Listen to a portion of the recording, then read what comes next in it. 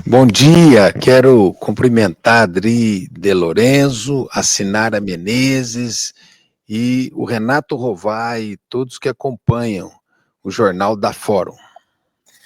Ministro, a pergunta que o povo está fazendo nas ruas é assim, como é que é? Vai diminuir o preço dos alimentos? Está diminuindo de alguns alimentos? A grande questão é a questão da inflação dos alimentos, né? Que o ano passado acabou sendo mais alta do que se esperava, né, ministro?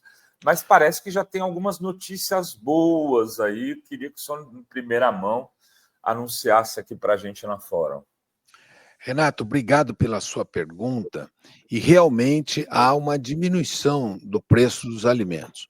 Se você notar, aquele alimento que lidera a diminuição de preços hoje é o arroz. O arroz você já encontra sacos de 5 quilos, nós encontramos já 18, 19, 20, 22, 24. É claro que se você quer um arroz daqueles de top de linha, esse arroz vai estar um preço um pouco mais alto. Mas o arroz tipo 1, que é o melhor arroz, ele já tem nas gôndolas dos supermercados a um preço menor. O feijão também diminuiu de preço. Isso também é uma boa notícia. A batata diminuiu de preço, não é? Se você for ver alguns produtos que nós baixamos as tarifas e que muitos diziam não vai adiantar nada baixar a tarifa, diminuíram de preço, como é o caso de óleos de cozinha, de azeites, e também aumentamos cota de importação de óleo de palma.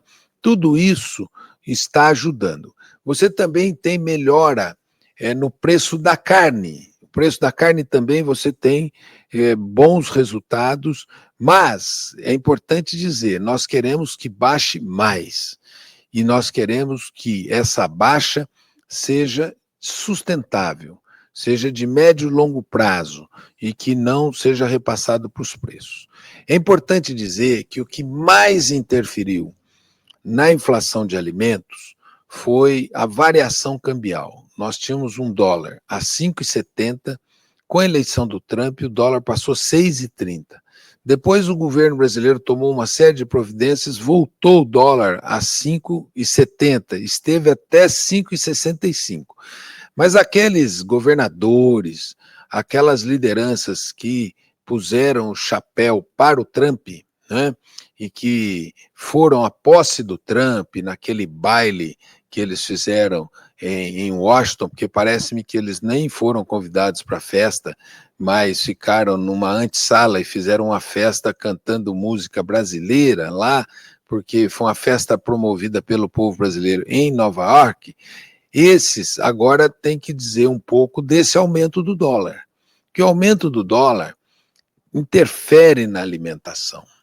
Por que que interfere? Porque todos os insumos da agricultura, quase todos os insumos são importados. Fertilizante é importado, defensivo é importado, você tem uma série de materiais para embalagens que são importados e assim interfere no preço dos alimentos. Então, nós estávamos indo muito bem até agora o Trump ter levado o mundo a uma crise, as bolsas do mundo inteiro estão em crise hoje e o dólar hoje tem uma alta. Isso interfere sim no preço dos alimentos, não só porque os insumos estão precificados em dólar, porque são importados, mas os produtos que nós consumimos no Brasil, principalmente carne, soja, milho, todos esses produtos estão precificados em dólar. E assim, quando o dólar sobe, esses produtos sobem no mercado interno. E aí, aqueles que tiraram o chapéu para o Trump têm grande responsabilidade para chegarmos nesse nível. Ministro, a razão para a queda dos alimentos que você está dizendo aí já são os produtos importados? A razão para a queda dos alimentos são de vários níveis. O primeiro nível é o dólar. Na medida que você cai o dólar, ele teve 6,30, voltou a 5,70, tanto os insumos comprados quanto a precificação dos produtos que é em dólar diminui de preço. Essa é uma primeira razão para você diminuir o preço dos alimentos no mercado interno. Em segundo lugar, nós temos uma produção agrícola recorde. Nós vamos produzir 328 milhões de toneladas. Logo, nós temos no campo uma resposta muito contundente para o preço dos alimentos, porque a produção agrícola vai bem.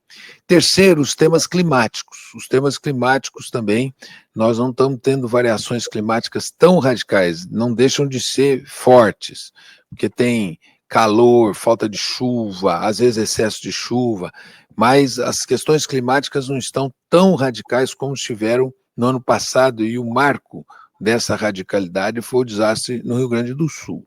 Então, esses três fatores são fatores que estão ajudando a melhorar o preço dos alimentos. Volto a dizer, tem alimentos que estão com preço alto ainda, mas alguns com cenário de melhoria. Qual é? O ovo. Toda a indústria fala que nós vamos ter uma produção de ovos maior e uma diminuição de consumo depois da Páscoa, né? Então, o ovo deve ceder.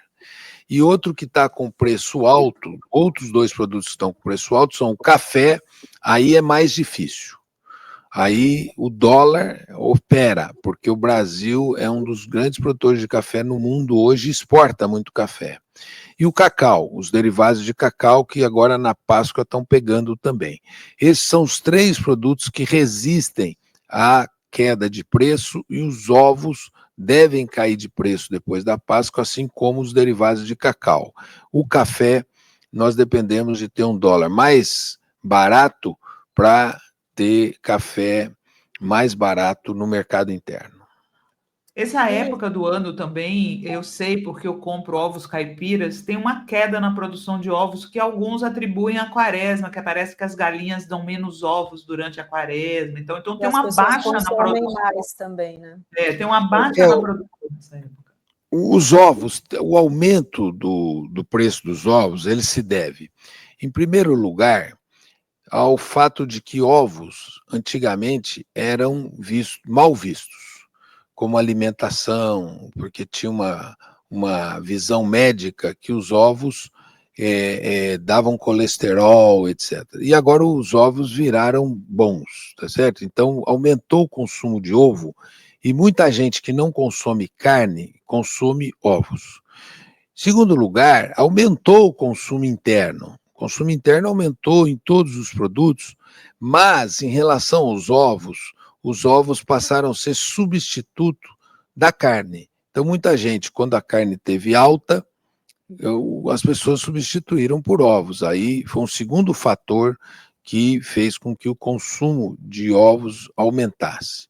Um terceiro fator foi o aumento do milho, que é um insumo importante para o que se diz é que a galinha e o ovo, a galinha é um milho com bico, por conta do consumo de milho que é alto, e o aumento do milho gerou também o aumento do custo do ovo.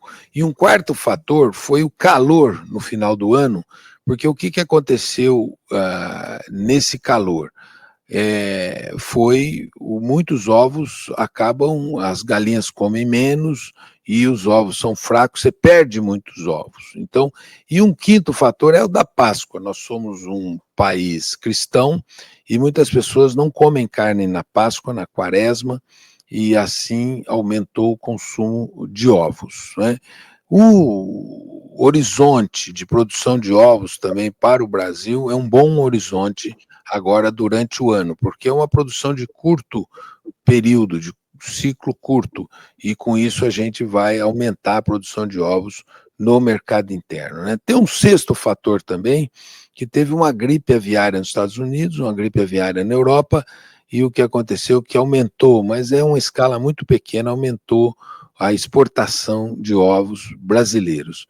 Por isso, o cenário agora é um cenário de ampliação da produção de ovos para demanda interna e uma diminuição da demanda interna em função do final da Quaresma.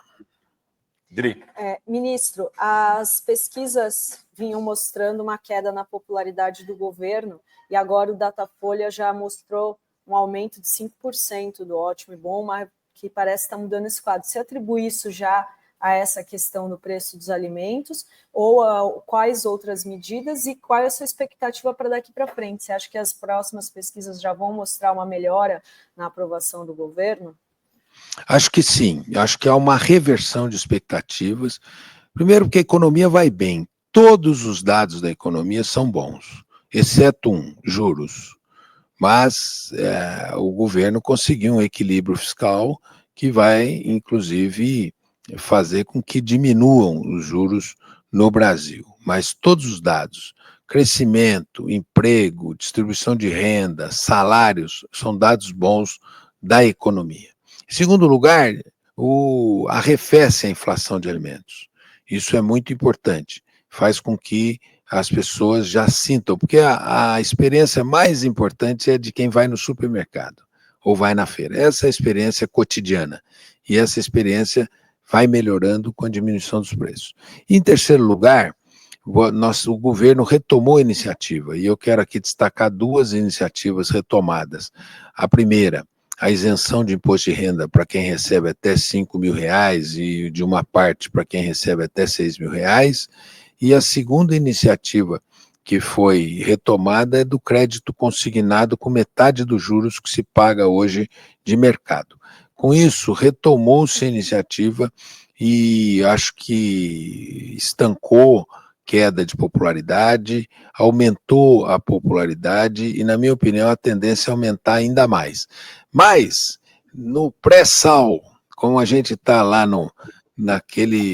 teve naquele momento ruim, quando se faz qualquer pesquisa sobre perspectiva eleitoral, cenários eleitorais, o Lula ganha. Então, no pior cenário, ele já ganha. E agora está melhorando o cenário para ele ganhar essas eleições de 2026.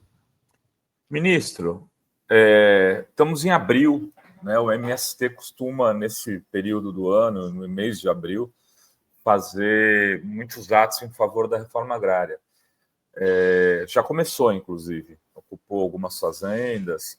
Como é que o governo está lidando com isso, em primeiro lugar? Em segundo lugar, como é que está a ação do governo em relação à reforma agrária? É possível fazer ações mais robustas? Olha, Renato, nós retomamos a reforma agrária depois dela ter sido interrompida pelos dois últimos governos, o governo Temer e o governo Bolsonaro. O governo Temer e Bolsonaro, a política deles era armar os fazendeiros no campo para reagir aos movimentos do campo, ao MST. Nós retomamos a reforma agrária, nós retiramos todo o entulho autoritário que impedia a reforma agrária e já foram entregues 15 mil famílias assentadas no Brasil. Se você for ver nesse curto período, se assemelha aos melhores tempos da reforma agrária dos dois governos Lula. Nós estamos chamando esse de Lula 3 da reforma agrária, que é nos mesmos patamares.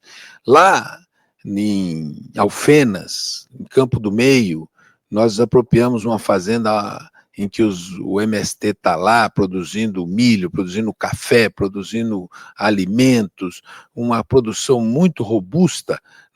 Lá o presidente Lula entregou 12 mil famílias, com fazendas muito expressivas e significativas. Nós entregamos fazendas em todo o país. Uma delas foram mortos 10 trabalhadores rurais no Pará, né? E muito simbólica da luta pela reforma agrária. Entregamos no Rio de Janeiro uma usina que um torturador disse que ali é que incineravam corpos. Nós desapropriamos para a reforma agrária essa usina. Né? No Pernambuco, entregamos uma fazenda que vai ser um assentamento no perímetro irrigado com irrigação e assistência da Embrapa. Né? No norte da Bahia, o salitre 1.000 famílias também irrigação e assistência técnica da Embrapa, né? Agora, vamos entregar no Paraná a Fazenda Brasileira, que será entregue agora no mês de abril pelo presidente Lula.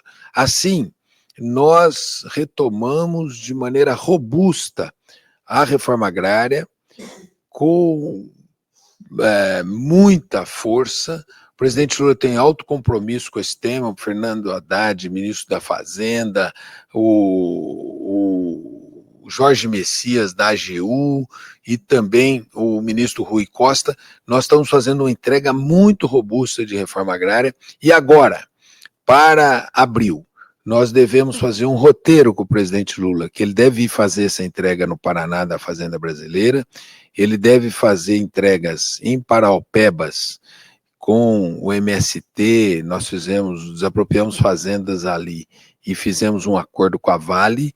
Ele deve ir ao Pernambuco, nesse assentamento da Embrapa, deve ir na Bahia, no Salitre. Então, nós estamos fazendo um processo muito importante. Sobre o Abril Vermelho, eu entendo que seja um processo de protesto e de pressão, legítimos, e como eles fazem, e nós entendemos que os movimentos têm o seu papel, e o governo tem o seu papel. Os movimentos pressionam, e o governo viabiliza a entrega, e isso está sendo entregue, e é um plano de reforma agrária robusto, que tem um paralelo com o Lula 1 e o Lula 2. Nós estamos no mesmo patamar. Agora o Lula 3, depois de um hiato de política da reforma agrária, porque o inelegível, aquele poliglota que ontem falou lá na Paulista, né, ele paralisou o programa de reforma agrária, promoveu violência no campo, assim, estigmatizou o MST para ganhar votos, né? E, enfim, nós, em língua portuguesa, estamos fazendo a reforma agrária. Em língua pátria, estamos fazendo a reforma agrária.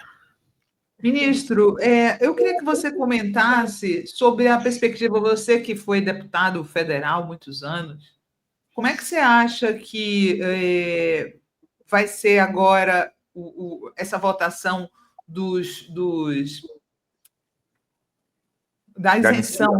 da isenção do imposto de renda, da isenção do imposto de renda, né? Porque os bolsonaristas estão fazendo obstrução lá na Câmara. O Ciro Nogueira andou dizendo que a isenção até 5 mil passa, mas a cobrança, a taxação dos super ricos não passa. Ontem, na Paulista, o Bolsonaro atacou através do Silas Malafaia, o Hugo Mota. Como é que você está vendo aí que vai se comportar o Congresso nessas votações importantes que tem pela frente? Sinara, primeiro dizer para você que eu ainda sou deputado, né, eleito pelo povo de São Paulo, licenciado para o exercício do Ministério do Desenvolvimento Agrário e Agricultura Familiar. Eu creio que vai passar essa matéria em relação à isenção do imposto de renda, e o Ciro Nogueira, quando disse que não quer taxar o andar de cima, mostra do lado de quem que ele está. Está do lado de uma minoria privilegiada do Brasil, endinheirada, que precisa contribuir para o povo brasileiro, não é?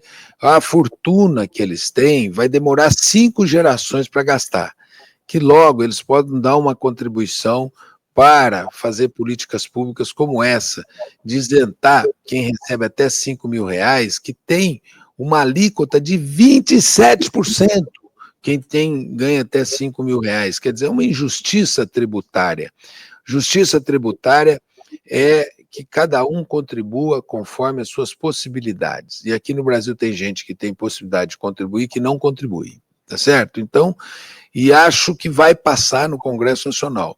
O fato deles atacarem o Hugo Mota demonstra que eles estão isolados, que eles não vão ter condições de passar anistia, porque demonstra que os radicais de extrema-direita não têm o apoio do centro político para passar a anistia. Então, eles já estão entregando os pontos, né? Aquele evento de ontem, aquela situação em que você teve lá uma solenidade bilíngue de despedida do ex-presidente moribundo, não é? Aquilo foi já uma disposição desses 7 governadores para ver quem fica com parte do espólio. Ali foi já as pessoas se colocando como tentativa de ficar com a parte daquele espólio político muito diminuído no dia de ontem, porque foi 1/4 do que eles fizeram o ano passado. Então, no ano que vem, vai ser 1/8, e por isso que eu acho que a disputa ali era quem poderia tirar uma foto com aquele presidente politicamente moribundo, porque quer ficar com o espólio. Então, parece-me ali que deve ter 7 candidaturas, dividindo ainda mais esse espólio. Eu tenho uma pergunta que, ministro, você esteve com o Hugo Motta para falar sobre a questão da cannabis medicinal. Será que tem como avançar nessa pauta agora com o Hugo Motta? Eu queria que você contasse. Importante pergunta, porque o Paulo, para quem não sabe, como deputado, sempre foi um militante dessa causa, né, Paulo? Então, qual é a pertinência desse tema no meu ministério? É um fitoterápico, e nós temos um programa de produção de fitoterápicos na agricultura familiar. Em segundo lugar, a minha impressão é que a sociedade brasileira já incorporou a necessidade do uso medicinal da cannabis. Muitas pessoas estão se tratando em relação a distúrbios de sono, em relação a doenças neurodegenerativas como o Alzheimer, a esclerose múltipla, e também no tratamento do câncer, dos efeitos colaterais da quimioterapia, da AIDS, dos efeitos colaterais dos antirretrovirais. Também crianças que têm múltiplas convulsões, no caso de doenças refratárias aos medicamentos, e que a cannabis tem sido muito importante. Pessoas que têm dores crônicas e que acabam usando opioides com efeitos colaterais muito mais expressivos do que a cannabis, né? Quer dizer, já há uma incorporação. E não tem sentido o Brasil não poder plantar com meios seguros, não é? Rastreáveis, a cannabis para fins medicinais, não é? E não tem sentido você privar a sociedade brasileira de um tratamento dessa fronteira da medicina em que outros países já oferecem, né? Por isso, basta vencer o preconceito. O projeto de lei que está na Câmara, o 399, que eu presidi a comissão, que foi relatado pelo Dutti, que é um deputado do Paraná, ele levou em consideração todas as normativas da Anvisa. Normativas essas que a Anvisa já queria ter regulamentado, mas com o inelegível impediu essa regulamentação. Por isso eu acho que agora basta votar o recurso. Ele me disse que quer receber as associações no mês de maio, quer receber os parlamentares, e assim eu creio que esse recurso vai ser votado e esse projeto vai para o Senado e depois deve ser aprovado ainda esse ano. Ministro, falando um pouco de eleições aí, 2026, tem um xadrez aí eleitoral que passa por São Paulo, obviamente, né? Se o Tarcísio vai ser candidato a presidente da República, ele vai ter que deixar o governo até abril. Aí, tentando aí sair com um patrimônio político do Bolsonaro, do presidente moribundo, como você fala, esse presidente moribundo. Mas que ainda tem uma quantidade de votos e tem um capital político que pode repassar para alguém. Precisa escolher quem, se vai ser um dos filhos, se vai ser a Michele, se vai ser o Tarcísio, enfim. Vocês pretendem fazer uma ação política em São Paulo mais arrojada? Porque, quando eu falo vocês, é o PT e os partidos de esquerda, porque falou-se na candidatura do Geraldo Alckmin para governador, o Haddad para senador. Essa possibilidade existe, é concreta? Ô Renato, esse cenário do Tarcísio sair candidato a presidente da República é um bom cenário, porque eles vão perder. Nacionalmente, nós vamos ganhar um governo do Estado. tá certo? Nós temos um time que você tem para escalar, Geraldo Alckmin, nós temos um time que você pode escalar igualmente o Fernando Haddad, você tem um time que você pode escalar o Márcio França e outros. Então, quem tem um time assim, que é bem melhor que a seleção brasileira, que tá feia a coisa ali, nós tivemos um vexame agora na Argentina, não é isso? Não. Esse time tá bom. Então, esse cenário do Tarcísio disputar a eleição nacional é um bom cenário, porque eu acho que pela primeira vez nós vamos ganhar o governo de São Paulo e o governo nacional.